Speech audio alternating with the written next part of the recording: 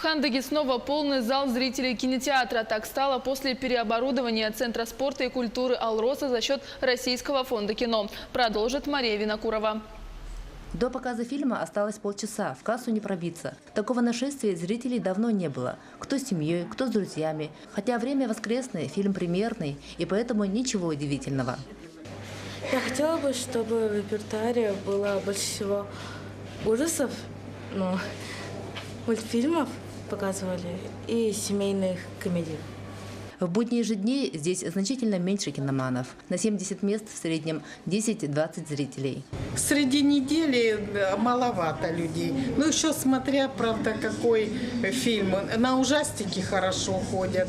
Вот на якутский тоже больше ходят народу.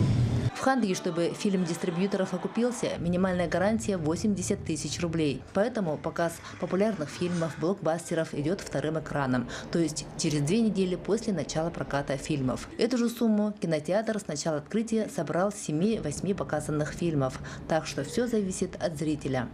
Пожелание у зрителей, конечно же, что, например, марвеловские фильмы, день в день с премьеры, с миром хотят смотреть.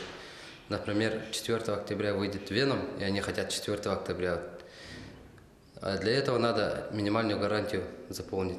То есть 80 тысяч надо собрать. В Хандыге очень мало мест для культурного отдыха, поэтому работники кинотеатра не сомневаются, что зрители будут ходить не только на топовые фильмы, но и на остальные тоже не менее интересные. Мария Винокурова, Хандыга, Тампонский район.